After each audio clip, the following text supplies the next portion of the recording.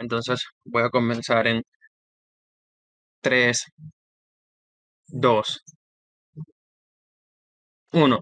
Panel, la lucha contra las drogas fracasó. Fracasó desde el momento en el que países como Colombia, Estados Unidos, México, entre otros, han destinado millones y millones de recursos y no han podido desarticulizar el negocio millonario que tienen las drogas. En la medida de que precisamente las drogas se siguen consumiendo, cada vez más las drogas se siguen consumiendo y aparecen nuevas drogas más ilegales o digamos que son más peligrosas y tenemos más afecciones sociales a nivel de sanidad, como ahora es la crisis del fentanilo en Estados Unidos. Desde ese momento ya se perdió la guerra contra las drogas. Creo que la comparativa entonces de este debate va por entonces en qué mundo vamos a lidiar mejor con las consecuencias que tienen el consumo de drogas ilegales o que se mantienen ilegales. Aquí atender dos problemas importantes, los problemas que son derivados de la violencia y otros los de la sanidad. ¿Cómo entramos al debate y qué les vamos a demostrar? Les vamos a mostrar cómo gracias a la política de priorizar políticas de reducción de daños generamos incentivos para ir desarticulando los problemas violentos. ¿Cuáles son los problemas violentos o que se van a dar de mayor medida dentro del mundo de oposición? Creo que dentro del mundo de oposición, al tener muchas drogas ilegales, lo que vamos a mantener es precisamente dinámicas de pandillas. Dinámicas donde yo no solamente tengo que pelear con el Estado, sino que tengo que pelear con el resto de productores por zonas. Por lo tanto, me vuelvo violento. Tengo que intimidar, tengo que coaccionar. Entonces, esto también pone en peligro precisamente a las personas que quieren acceder a las drogas. Antes de que seguir tu punto, Alta. ¿Qué hacen los narcotraficantes cuando ya no pueden ejercer ese negocio y buscan otras cosas lucrativas? ¿Qué hacen? ¿Trata de Ok, blancas? ¿Tráfico de armas? ¿Mafias? ok, perfecto, gracias. Ya voy a responder a ese punto, que es uno de los puntos donde vamos a lidiar con los grandes narcotraficantes. Tranquilo. Creo que el otro punto precisamente tiene que ver con cómo es que vamos a lograr la desarticulación de nuestro lado del mundo de los grandes narcotraficantes o el punto que tiene que ver, Cristian, o qué van a hacer con eso. Primero, creo que es importante posicionar cómo es que la mayoría de las personas van a pedir incentivos a trabajar para los narcotraficantes. Y aquí te empiezo a contestar. ¿Por qué? Creo que precisamente entendemos que en países como Colombia, México, incluso Estados Unidos, las personas que se ven obligadas a ser violentos y formar parte de esta pandilla y meterse en todo este mundo ilegal y violento, parten de contextos con muchas vulnerabilidades. ¿Qué pasa con esto? En la medida de que se toman o que se adopta una política de reducción de daños y de legalización, también se crean marcos jurídicos para que esto se legalice, por lo tanto que también sea explotable a nivel capital. ¿Cuáles son los incentivos para dejar de ser violento o pertenecer a estas pandillas? Que ya no es más rentable. En la medida que empieza a aparecer competencia legal contra la ilegal, la legal va a ser el preferible, porque precisamente hay muchas personas que puedan acceder a eso. Uno, porque sea más barato, dos, porque sea mejor producto, o tres, porque simplemente no tengo que poner mi vida en riesgo como lo tenía que hacer antes. Porque esto es mejor, porque las personas, razas o de más rango que pertenecían a estas bandas criminales ya no lo ven rentable. Seguramente puedan salirse y entrar en este negocio o entrar en otras dinámicas que tengan que ver con el mercado legal. ¿Cuál es el otro punto precisamente contra la violencia del Estado? Creo que precisamente el Estado tiene incentivos para reconocer precisamente que muchas de estas narcotraficantes sean avaladas como compañías. ¿Qué pasa? Esto es al margen de que también se buscan o que también se hagan procesos de justicia. Creo que esto se ve mucho, por ejemplo, cuando tenemos procesos de revoluciones en países, de personas que cometieron crímenes atroces y después sus ideas siguen por un lado, pero los líderes son enjuiciados. Creo que parte de este mismo punto. Creo que el sistema de reducción de daños parte de que mientras vamos legalizando y vamos desarticulando esto y transformándolo en una guerra económica más que en una guerra de armas, lo que estamos haciendo es que sea menos rentable la producción de droga, el narcotráfico, por lo tanto tengan menos capacidad de agencia para hacer daño. En esa medida, las fuerzas del Estado creo que tienen también mayor capacidad de agencia para generar juicios, para generar procesos que vayan desligando a los narcotraficantes, a las personas más violentas y que tengan que pagar del negocio mismo de la producción de droga o que involucra no solamente a los narcotraficantes, sino a los muchos trabajadores y personas que están en la cadena de narcotráfico y que esas personas entendemos que no tienen proporcionalidad para ser, digamos, enjuiciadas con el mismo peso de la ley que, por ejemplo, el Chapo Guzmán o Pablo Escobar. Entendiendo eso, panel, creo que entendemos importante la ponderación de que incluso si en nuestro lado esto, digamos, radicaliza un poco más a las personas más renuentes a dejar el éxito de lo que puede ser vender drogas ilegales, de nuestro lado del mundo seguimos teniendo beneficios marginales a nivel económico, porque seguimos incentivando a creer un negocio legal y precisamente cortamos las ganancias. Esto se ve como, por ejemplo, los mercados de California o Los Ángeles ya no piden tantas drogas ilegales porque ahora están legalizados. Entonces ya no es negocio exportar drogas, digamos, o no es tan negocio rentable exportar drogas hacia Estados Unidos y de esa manera estas narcotraficantes pierden capacidad de agencia. Antes de explicar el segundo punto que tiene que ver con la sanidad, punto a la baja. Decir que sistemáticamente no ha funcionado no es suficiente para explicar por qué no va a funcionar a futuro. Creo que falta mucha mecanización de Cámara Alta de Gobierno para entender por qué esto pasa. Además de que los cárteles ya compiten entre ellos, sea ilegal o no el negocio, no entiendo cuál es el delta del caso.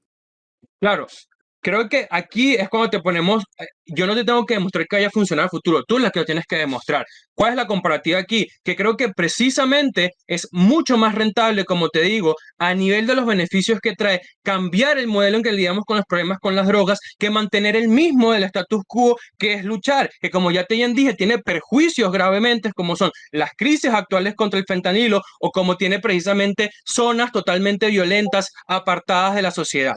¿Cuál es el otro punto que tiene que ver con la sanidad, panel? Que tiene que ver que mientras estés o no hayan incentivos para hacer las drogas legales y hacer sistemas de ayuda pública, no hay incentivos a tratar a las personas que tengan verdaderos problemas de adicción o que las personas que son adictas activas, digamos, lo digan. ¿Cuáles son los problemas de esto? Uno, panel, que perdemos capacidad de desarrollo de tratamientos, perdemos la capacidad de desarrollo de que una persona pueda consumir cocaína, marihuana o tusi, entre otras drogas, de manera recreativa, de manera sana y que sea, digamos, productiva para su vida, como puede ser el alcohol o el tabaco. No solamente eso, panel, tenemos oportunidades de entender cuáles son las verdaderas afecciones de estas drogas. Por lo tanto, desarrollar un plan sanitario a futuro que contemple esto. Si no tenemos los datos, lo que siguen es gastando dinero como si fuera un cheque en blanco y esa crisis hospitalaria o esa crisis sanitaria se sigue incrementando. Para finalizar, y el otro perjuicio que tiene que ver con esto es que hay menos control de la droga, menos control de la calidad que se consume, por lo tanto, más daños, por lo tanto, más ingresos que tiene que poner el Estado para cuidar a estas personas. Muchísimas gracias.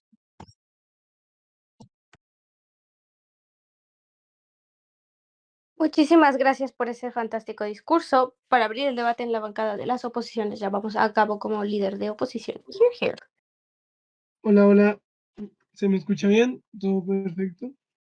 Todo perfecto. Listo. Vamos a empezar en 3, 2, 1, ya. En el status quo, creo que esta comparativa se reduce a buscar medidas paliativas que solo buscan mermar un daño que se causa en gobierno versus medidas preventivas que buscan que el daño nunca llegue a ser tan grande en primer lugar desde oposición. Dos argumentos grandes. Primero, porque las drogas son malas y en principios el Estado no debería ser un Estado que no luche porque su consumo aumente. Y en segundo lugar, porque la efectividad va a ser buena. Primero, hay que hacer un matiz y es que en el status quo, incluso países que siguen teniendo lucha fuerte contra las drogas como Colombia, tienen unos matices que permiten, como por ejemplo la dosis mínima que las personas pueden legalmente tener y consumir. Aún con esto, obviamente, la lucha sigue existiendo, pero vemos cómo no es que nosotros nos vamos a volver unos locos que vamos a matar a todos. Primero, frente a que las drogas son malas y en principio el Estado no debería permitir que su consumo se expanda. Lo más obvio es que la dependencia física y psicológica que las drogas causan es real y están muchas de estas drogas, especialmente las artificiales, hechas específicamente para esto, para causar dependencia física y psicológica. Lo segundo, y lo que abarca miles de impactos increíblemente graves, es que las drogas generan una incapacidad de consentir por parte de las personas. Las personas no pueden consentir a las acciones que realizan una vez están bajo los efectos de estas sustancias. Las personas no pueden consentir a la forma en la que toman decisiones, a la forma en la que se relacionan con los demás y a la clase de, por ejemplo, el dinero que gastan. Entonces, frente a esto, tres impactos. Primero, existe vulnerabilidad económica porque las personas no pueden decidir cuánto gastar ni cómo una vez se someten a adicciones o a el sometimiento del consumo excesivo de las drogas. Segundo, existe también una resistencia en cuanto a que una vez la droga se ha consumido, cada vez es necesario consumir más droga de esta para sentir algún tipo de efecto y por lo tanto las personas no tienen control sobre la cantidad que consumen. Y tercero, esto no se reduce solo a las drogas. Las personas que una vez caen en situaciones de drogadicción no pueden experimentar cualquier otro aspecto de su vida con normalidad porque nada los hace suficientemente felices, nada los hace suficientemente satisfechos. Creemos que no es el caso con todas las drogas, pero creemos que muchas de estas sí se dan de esta manera. Creemos que un Estado que no lucha por mantener el consentimiento de sus ciudadanos y un Estado que no lucha por hacer que estas personas no caigan en situaciones de vulnerabilidad es un Estado que no está cumpliendo con los principios que todo Estado desea proteger, que son el bienestar de sus personas. Antes de continuar, baja.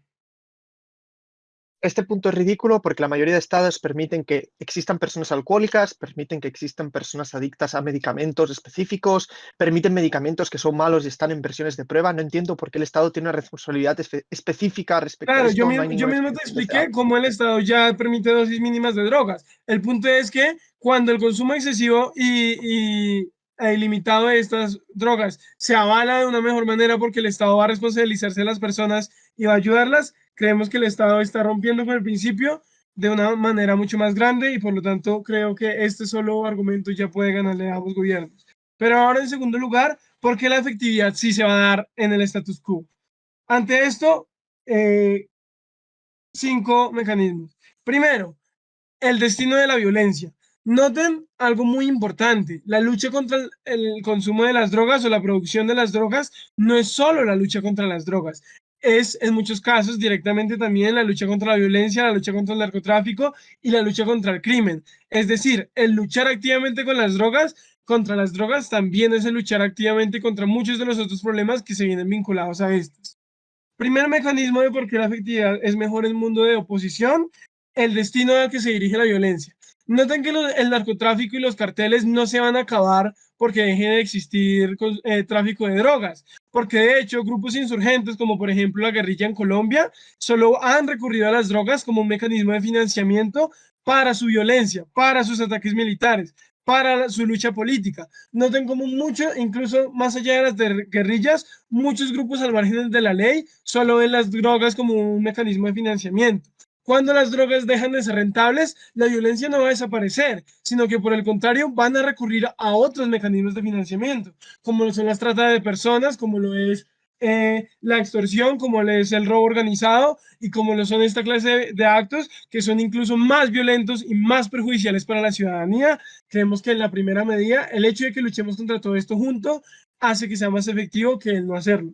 Segundo, el apoyo internacional. Noten que en realidad todavía en el mundo muchos de los países avalan la lucha contra las drogas y ven como negativo el que un solo país o dos legalicen esta clase de mercancía. Una vez nos decidimos por la lucha contra las drogas, el apoyo internacional que recibimos es muy grande y esto se ve materializado en cantidad de personas con las que podemos contar y por lo tanto cantidad de presencia que podemos tener como Estado. Esto se ve como dinero que podemos invertir en preparación, capacitación y que potencialmente también podríamos redirigir en el futuro a otros medios como lo es la salud pública. Y esto se ve como en general una lucha que va a estar más preparada porque va a recibir el apoyo de más personas. Tercer mecanismo, la intervención en zonas aisladas. Noten que solo el organismo militar, solo los ejércitos son capaces de, en un país con problemas de producción y consumo de drogas, solo el ejército es capaz de llegar a las zonas más remotas, a ayudar y colaborar con las personas. Y es que el hecho de que un militar esté en una zona remota no solo muestra que estamos luchando contra las drogas, sino que también genera una mayor sensación de seguridad sobre las personas. También muestra una mayor disponibilidad a pronunciarse en votaciones y en instancias de participación ciudadana. También mejora la posibilidad de educación, porque los militares también muchas veces son formados y pueden ser educadores, pueden ser médicos, pueden ser de muchos tipos de roles. Solo cuando el ejército ocupa muchas zonas alejadas es que logra permear en la sociedad y generar cambio en estos lugares vulnerables. Y por último, las nuevas tecnologías. Esto es importantísimo. El desarrollo cada vez es más asimétrico entre los grupos insurgentes y el Estado. El Estado tiene cada vez más acceso a tecnologías nuevas que le permiten luchar de manera más específica y menos dañina contra la violencia. ¿Por qué? Porque, por ejemplo, en vez de mandar un montón de soldados a morirse, mandan drones específicamente al lugar donde está localizado un victimario para poder acabar con él sin tener que generar víctimas inocentes y sin tener que hacer sufrir a la población por sufrir un conflicto. Adicionalmente, las nuevas tecnologías como las cámaras o los drones desde altos cielos pueden diagnosticar los problemas mejor, identificar patrones de movimientos, de ventas, identificar las rutas y los escondites que usan estos, y creemos que todo esto hace que a futuro la lucha sí vaya a ser exitosa.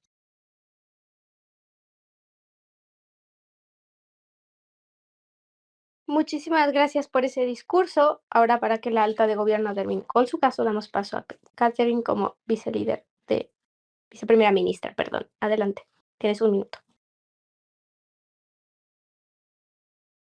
Vale, ¿se me escucha bien? Sí, Pi. Perfecto. En este caso, ya estoy arreglando todo el timer, etcétera. Ok. Inicio con mi discurso en 3, 2, 1. La primera comparativa que voy a hacer es ¿por qué no va a funcionar a futuro el tema de luchar con violencia contra las drogas? Primero, yo creo que tendrían que caracterizar cómo funcionan los gobiernos que tienen estos países, o sea, los gobiernos que rigen estos países que tienen tantos problemas para las drogas. Porque yo creo que la realidad, panel, y algo que no ha entrado en contención, es el hecho de que muchas veces las drogas se han sistematizado dentro de los gobiernos. Y creo que ejemplos de esos pueden estar dentro de Venezuela, como lo estuvieron en un momento en Colombia, como lo estuvieron en algún momento en México. Hágase decir, personas que ocupan cargos gubernamentales están a su vez asociados con ser líderes de carteles de drogas, de ser personas que permiten o pasen por debajo de la mesa las cuestiones o que simplemente se dejan sobornar para que estas situaciones se sigan dando porque los benefician económicamente. La ilegalidad de las drogas se convierte en algo redituable muchas veces para los países que tienen problemas con las drogas. ¿Eso a qué nos lleva precisamente? Al hecho de que hay gente que tiene mucho poder, pero que no tiene limitaciones para poder actuar porque están protegidos bajo el velo del Estado. Entonces, primeramente tendrían que lidiar entonces con cómo hacemos con esta situación. Dentro de nuestro lado de la casa, cuando nosotros legalizamos las drogas, lo que hacemos es todo lo que les dijo Gabriel. Al legalizar este tipo de drogas, tenemos menos incentivos a comprar las drogas que son ilegales, que me traen violencia, que me traen problemas de salud, que son muchísimo peores, y por tanto hay menos ganancias económicas para estos actores que se están lucrando de aprovecharse de la población, y por consecuencia tenemos menos efectos negativos de los que había hablado anteriormente. Pero vamos a suponer que esos actores no estuvieran dentro del Estado, porque probablemente va a venir una oposición y me van a decir, esos no son absolutamente todos los casos. Estos actores siguen teniendo un gran poder para ejercer influencia en cuanto a las cosas que hacen, como fue por ejemplo el caso de México, cuando metieron al hijo de un narcotraficante en la cárcel y se armó una guerra prácticamente interna hasta el momento en el que lo liberaron, porque tienen el poder para hacer eso. ¿Por qué? Porque no tienen miedo de atacar fuego por fuego, y es algo con lo que no ha lidiado oposición tampoco, el hecho de que en el momento en el que nosotros vayamos y ataquemos con nuestras armas, con nuestros militares, con nuestros drones súper avanzados, ellos también tienen acceso a dinero para comprar sus drones súper avanzados para atacar, y lo mejor de todo para su caso es que no tienen limitaciones. Como gobierno yo me veo obligado a respetar los derechos humanos del narcotraficante, ya que no lo puedo matar simplemente por el hecho de que le está vendiendo drogas. Como narcotraficante a él no le importa respetar los derechos humanos de nadie, así que es mucho más probable que si quiere contraatacar para poder seguir haciendo su negocio, va a hacerlo sin que nadie le diga absolutamente nada, porque aunque nosotros luchemos vamos a tener que seguirnos rigiendo por la ley, que no le importa, porque en su peor escenario simplemente va a ir preso. Entonces tendrían que lidiar con cómo eso va a dejar de suceder. ¿Qué queremos responder con esto en conclusión? No va a funcionar a futuro porque tenemos dos opciones. La primera, que es algo que está tan sistematizado dentro del gobierno que muy probablemente tienen los mecanismos para seguir ocultando la situación o lidiar con información o ocultarla para poder evitar que se ataquen esos centros. Pero la segunda es que incluso si se atacan, es altamente posible que entonces esas personas vayan a contraatacar y terminamos teniendo situaciones que puedan desencadenar en cuestiones como las de las FARC dentro de Colombia. Ahora, nosotros podemos tener una reacción con el tema de que legalicemos las drogas, por supuesto, pero es que esa reacción no puede ser tan pública ni puede ocultarse. Esa reacción que nosotros podemos tener van a hacer que la gente probablemente se quiera meter en este negocio lícito, porque como se los explicó Gabriel, probablemente tú vas a tener incentivos para ellos. La cuestión está en que tú quieres hacer dinero, y lo vamos a poner en los términos más crudos posibles, haciendo que otras personas se vuelvan adictas a una sustancia. Si lo puedes hacer sin el riesgo de que te metan preso, sin el riesgo de que te vayan a quitar tu dinero y sin el riesgo de que te vayas vayas a morir traficando, muy probablemente eso va a ser una opción, a menos que tú estés dentro de estos altos cargos y aquí vamos con el siguiente punto, es probable que los procesos de justicia igual se puedan cumplir por el hecho de que tú vas a tener menos capacidad de agencia en cuanto a la violencia que estabas ejerciendo. Y aquí compruebo también el punto del que les hablaba Gabo sobre cómo vamos a tener menos violencia. Cuando tú dejas de percibir este tipo de dinero, porque hay otros lugares en los cuales yo puedo comprar droga, es muy probable que entonces yo vaya a tener menos capacidad de comprar armamento, de financiar a personas que luchen por mí, de pagarle al mercenario, de simplemente tener mis kilómetros de tierra en las cuales yo estoy produciendo esto. Si tengo menos dinero, puedo ser menos violento con las personas y probablemente puedo ser menos violento con el Estado. La única forma en la que actualmente tenemos para luchar contra las drogas y por lo cual no ha funcionado hasta ahora es que nosotros logremos disminuir el poder que ellos tienen de contraatacarnos en dado caso o de simplemente defenderse. Nosotros convertimos a estos actores en vulnerables en la medida en la que nosotros les quitamos el poder que tienen económico y a su vez entonces eso disminuye el poder que ellos tienen a nivel armamentístico o a nivel de influencia y por tanto tenemos muchas más posibilidades de desmantelar pequeñas producciones de drogas que los imperios que en este momento son, que están muchas veces atados con el gobierno. Punto de la alta. Ellos no le venden normalmente a las personas en la nacionalidad, le venden a personas de afuera. No entiendo por qué el mercado desaparece, no entiendo por qué pierden plata. Tu caso no tiene ningún sentido.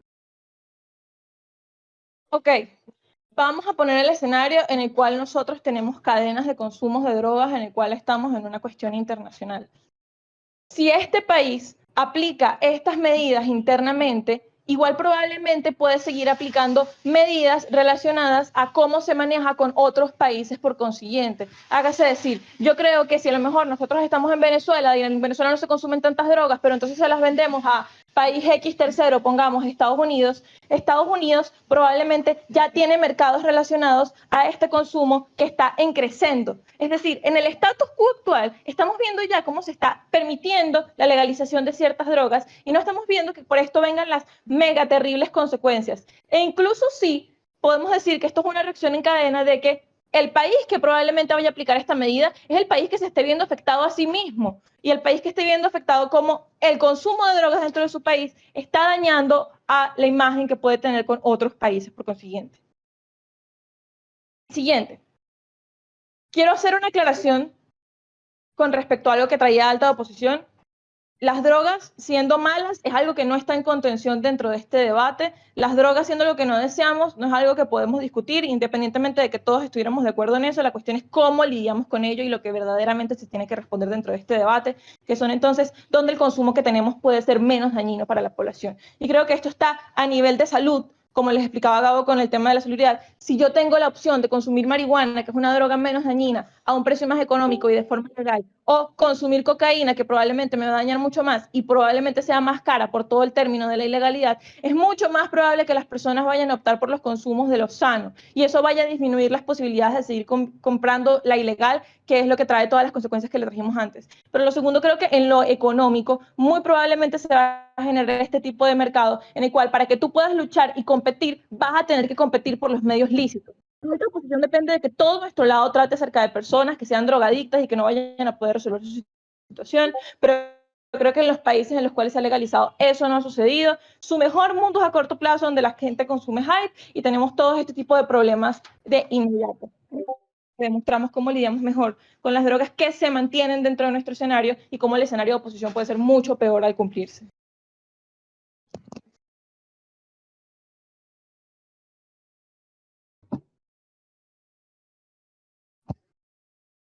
Muchísimas gracias por ese fantástico discurso. Catherine, tienes el micro abierto, así que por si quieres cerrarlo.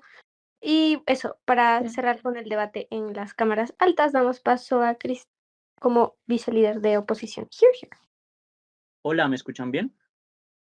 Efectivamente, sí. Tienes un minuto. Comienzo en 5, 4, 3, 2, 1. Dos caminos a la victoria desde alta oposición. El primero, vamos a explicar por qué las víctimas son inherentemente más importantes que cualquier víctima que presente gobierno. Eso hace que la precedencia respecto a cómo se protege mejor la dignidad humana de las personas en cosas que no son razonables a debatir. Por ejemplo, nosotros no aprobamos la esclavitud o no aprobamos la venta de órganos en las personas porque creemos, inclusive si estas personas consintieran que esto las daña a un nivel extremadamente fundamental en su dignidad, es la misma lógica que maneja alta oposición. gobierno va a decir cómo muchísimas personas mueren, nosotros creemos que cumplimos mejor con ese deber de proteger a las personas, porque menos personas mueren, pero al mismo tiempo más personas tienen un trato digno. Segundo, vamos a explicar por qué tenemos una precedencia estatal. Esto es súper importante, porque cualquier otro argumento en el debate que se presente, por ejemplo, en cuanto a reparación a los individuos o en cuanto a cómo, por ejemplo, yo puedo llegar a ciertas personas, precede necesariamente de los recursos que tenga el Estado y del alcance que tenga el Estado. Porque, por ejemplo, en territorios donde no llega el Estado porque están cooptados por colectivos ilegales, es imposible, por ejemplo, generar cualquier tipo de presencia social o estatal o generar subsidios o cosas por el estilo, porque el Estado no está materialmente. Tenemos que generar la fuerza suficiente para que el Estado pueda ser presente y entonces poder ejercer cualquier tipo de reparación, ya sea las personas que metieron sin consentimiento dentro de estos territorios o dentro de estos negocios de narcotráfico, como para también salvaguardar a las personas pues más importantes del debate, que son las que permite el gobierno.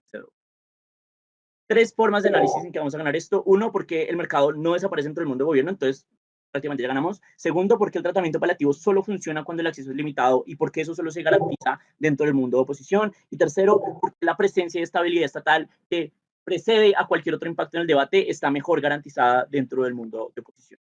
Vamos a explicar por qué el mercado no desaparece. Tres mecanismos. Lo primero es que los clientes son otros que no son necesariamente las personas que están dentro del país. Sí, hay algunas personas que consumen el país, pero no es el principal cliente, porque pueden pagan en dólares. Fuera hay muchísimo más consumo, muchísimo más demanda, porque fuera hay muchísimo más fuera de países del mundo. La mayor cantidad de dinero no desaparece de las fuentes ilegales de estas. Pero dos, creo que, por ejemplo, pueden como buscar otras fuentes de ingreso. Lo primero son las drogas, que son mucho más fuertes. Esas son inherentemente más rentables, que noten que las drogas son un bien inelástico.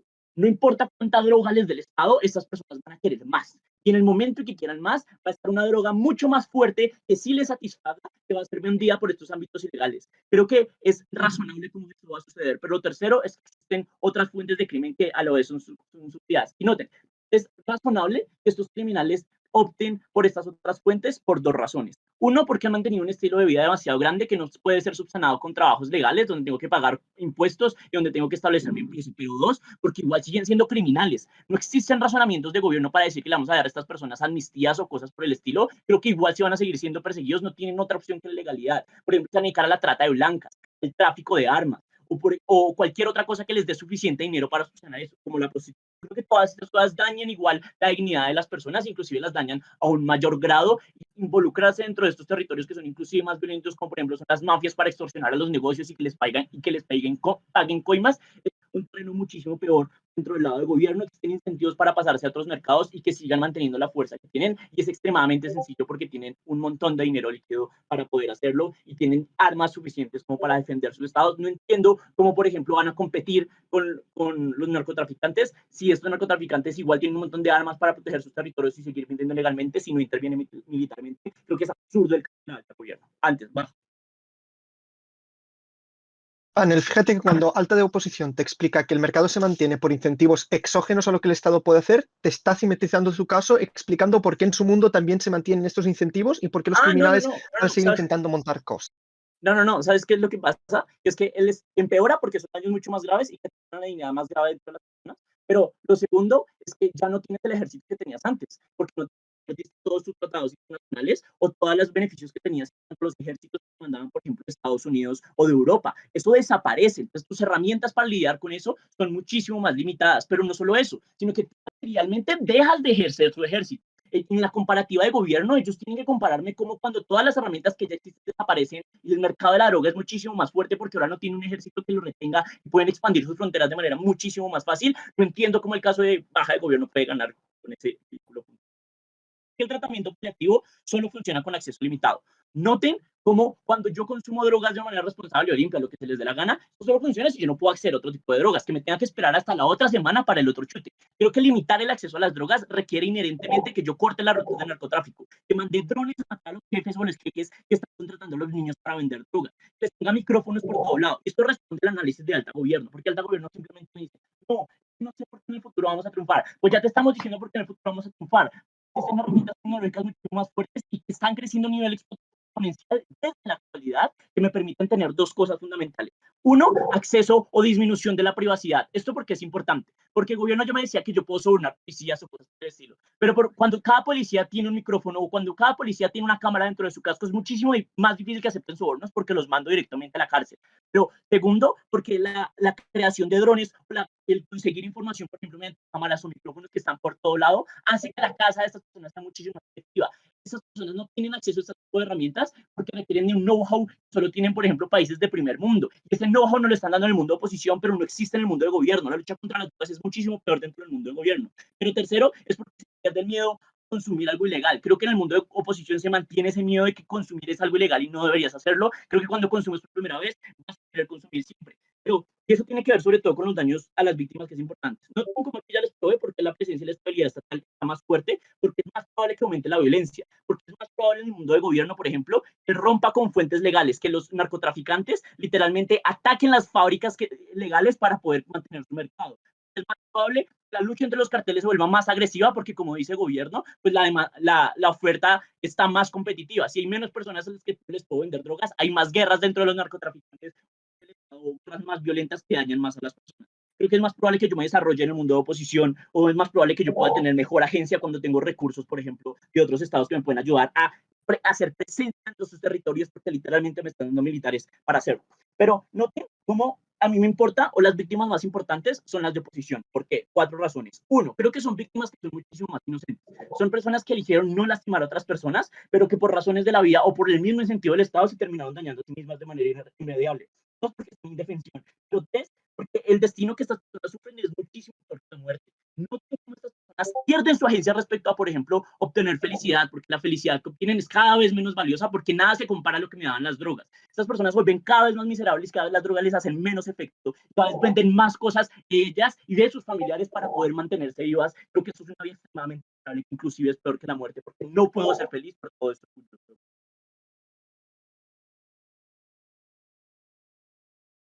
Es el placer que me ha dado esto contigo. ¿Se escucha bien? Se escucha perfecto. Te quedan 5 segundos. Fantástico. Eso es mi discurso. 3, 2, 1. 2 clashes en este debate que nos trae alta posición. El primero con respecto a los consumidores y el segundo con respecto a los que lo producen o con respecto a las bandas. Vamos a entrar a los consumidores y a llevarnos de calle este clash. Primero nos explican que las drogas son malas por la dependencia, el daño, etcétera, y que se cumple mejor el principio. No hacen ninguna explicación de cómo se da en gobierno. Nosotros cumplimos el principio de protección con respecto a la salud pública 18.000 veces mejor que en oposición por 3 razones particulares. La primera, porque nadie caracteriza ni siquiera de gobierno qué son los centros especializados para los tratamientos de drogas. En los centros especializados de tratamiento de drogas, que ojo, no me vaya a salir a refutar baja de oposición con respecto a los recursos, que la cantidad ingente de recursos que se le gastan a la guerra contra las drogas, si nosotros priorizamos en nuestro mundo las políticas de reducción de daños, pensamos que van a estar bien dotados esos centros. 1, van a tener psicólogos competentes que puedan asesorar a las personas. 2, al enfoque de salud pública se le dotan con médicos y con enfermeras que también evidentemente sepan tratar el problema.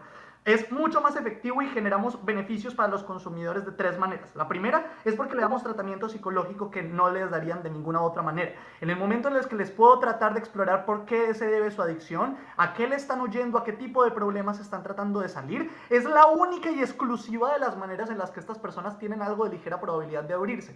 ¿Por qué? Porque probablemente estas personas, en los círculos en los que se relacionan y con los únicos amigos que podrían de pronto abrirse, son con los que consumen. Y esas drogas y ese consumo es los que los lleva a las dinámicas enviciadoras que les hacen que pierdan su posibilidad de desarrollarse. Segundo, porque la racionalización, racionar la droga solo pasa en nuestro mundo. En el mundo de oposición, en el mundo en el que no está legalizado, pueden acceder a cualquier tipo de droga de forma clandestina. En nuestro mundo probablemente 1, le dan un carnet del consumidor, pero 2, le explican por qué las altas dosis generan problemas particulares que en un contexto seguro y en un espacio exclusivo de psicólogos especializados es muy altamente probable que se llegue a entender de mejor manera. Pero 3, se dota con dignidad a los consumidores. En todo el sur global, las personas más vulnerables que son consumidoras consumen con adicción en las situaciones deplorables en las que se les quita cualquier indicio de dignidad. En mi mundo lo hacen de una forma limpia, donde pueden al menos sentarse en una silla, conversar con un médico especialista, y el principio de dignidad por el cual se debería regir y por el cual se rige la salud pública en efecto queda única y exclusivamente bien probado en nuestro mundo. Ahora, vamos con respecto al choque de la legalización, pero con respecto al narcotráfico, vamos con una caracterización fundamental que faltó para entender este debate. Es muy diferente el microtráfico al macrotráfico. Cuando hable de microtráfico voy a estar hablando para todos, que todos entiendan, estamos hablando de los pandilleros de la banda del barrio. Estamos hablando son los que venden drogas y son los que roban en el barrio, los que protegen el barrio. El macrotráfico son los grandes carteles, el cartel de Sinaloa, el resto de carteles.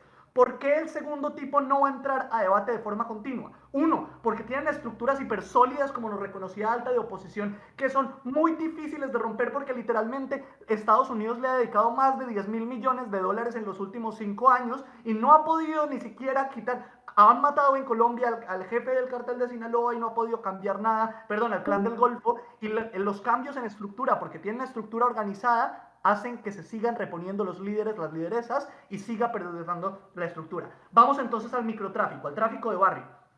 Primer impacto con respecto a términos utilitarios de baja de gobierno, el Estado le roba el negocio a los cárteles en el momento en el que se legaliza. Aquí el problema es que Alta de gobierno no lo mecaniza bien, porque te dicen, hacemos que ya no sea rentable porque era el mejor producto y ahora es más barato desde el Estado. Y Alta Oposición le responde, no, pero es que ahora entonces van a robar en masa, trato de blancas, otro tipo de cosas. Vamos a caracterizar y entender que entonces si Alta de gobierno pierde contra esta reputación, contra Alta de oposición, no puede perder bajo de gobierno. Uno, el microtráfico funciona de una manera muy diferente. ¿Cuáles son los mecanismos que da Alta oposición para entender cómo lo desmantelamos? El ejército es capaz, tenemos nuevas tecnologías, los drones, el apoyo internacional, etc. Esto sirve en Siria, esto no sirve en un barrio de Sao Paulo, en la favela, donde se generan tres dinámicas con respecto al microtráfico. Uno, hay legitimación por parte de la población para muchas de las pequeñas bandas. ¿Por qué? Porque estas bandas le ofrecen seguridad. Porque cuando yo estaba en Medellín, en el norte, y cuando generábamos, por ejemplo, cuando conversábamos con gente bastante vulnerable que vivía en los barrios a las afueras, tenía y nos decía que los únicos que creía era en esa banda. Porque esa banda le ofrecía seguridad, porque esa banda le ofrecía que probablemente cuando entraran allí no se vieran vulnerados y que iban a robar en otros sitios. El problema entonces en oposición es que los microtráficos tienen zona, contactos, redes del microtráfico y que le ofrecen a las personas que empiezan ahí un espacio seguro. El chico de 20 años que no ve oportunidades es en el mundo de oposición donde probablemente entonces cuando se une a una banda se le responsabiliza y tiene todo el peso del Estado carga contra sí. Esto no es bueno ni en principios ni en utilidades. Pero segundo, ¿cómo se ve en gobierno? En gobierno se ve radicalmente diferente. Pero voy al best case de oposición. Cuando es tan efectivo, genera pérdidas irreversibles. La operación Orión en Medellín, la última intervención del alcalde de las favelas en Sao Paulo, lo que hacen las intervenciones militares en el contexto del microtráfico, generan bajas y hacen que la población de hecho disminuye, desconfíe más del propio gobierno. Dos impactos particulares. El primero es que la población denuncia menos, porque entonces si yo antes tenía menos incentivos para, por ejemplo, confiar en el Estado y denunciar al pandillero de al lado, que probablemente es mi vecino, ¿por qué en el mundo de oposición donde veo que incluso llegan a militarizar ciertas zonas con la excusa de la seguridad, qué incentivo tengo yo realmente para confiar en ellos? En gobierno, en un mundo donde se me legaliza y se me deja consumir tranquilamente y no se me criminaliza. Dos, en gobierno donde ofrecemos centros de rehabilitación donde sé que el vecino de al lado, el hijo de mi vecina que era un adicto, los 2 puntos los va a considerar Andreu, perdón. El hijo de la vecina que era un adicto, el Estado lo trata, se me generan más mecanismos de confianza. Dos impactos aquí. Uno, creemos más en el Estado y esto se impacta en la forma en la que en gobierno es probablemente mucho más fácil denunciar y desarticular estas estructuras microcriminales que realmente son los 7 pandilleros de la casa, pero oposición nos pregunta por alternativas. ¿Cómo es que van a caracterizar que siguen siendo criminales? Probablemente en mi mundo, cuando se desarticulan porque el Estado les roba el negocio, 1, buscan educación superior, pública, 2, se pasan a trabajar en la verdulería de al lado. No entiendo por qué una persona de 20, 21 años, que suelen ser los pandilleros, necesariamente ya tiene interiorizadas las figuras del crimen. Esto literalmente es una caracterización terrible. La venta de drogas en los barrios es la principal sustento económico para las pandillas y para el microtráfico. En el mundo de gobierno se las robamos, 1, lo vendemos a un precio accesible, 2, damos carnets de consumidor que hacen que entonces el negocio sea por parte y proveído por parte del Estado, lo cual hace que las bandas y las micropantallas no puedan competir, y al quitarles ese negocio, creo que el niño de 21 años va a pensar mejor en trabajar en la verdulería de al lado que ponerse a hacer tráfico de blancas y vendérselas ¿a qué? ¿A un socio ruso? No tengo ni idea. Muchas gracias. Gana Baja de Gobierno. En gobiernos, damos paso a Andreu como látigo de gobierno, sin antes confirmar que logística retoma la... Vale, perfecto. Entonces, tienes 1 minuto, Andreu. Ok, antes que nada, agradecer que por primera vez en mi vida estoy en un debate donde Medellín es un ejemplo súper certero y no estoy en contra de Luis Felipe, que siempre me toca en contra de él y pierdo catastróficamente siempre. Entonces, estoy contento de compartir sala con él, equipo en este tipo de debate. Dicho esto, entiendo que se me escucha bien. Va. Voy a dar 2 points, no os preocupéis. No me insistéis demasiado y no gritéis demasiado porque me asusto si me gritan cuando estoy haciendo mi turno. ¿Cuánto tiempo me queda? Quiero.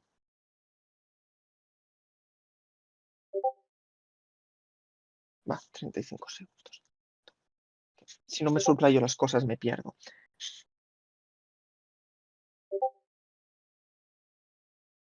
No. Vale, voy a empezar en 3, 2, 1 y ya.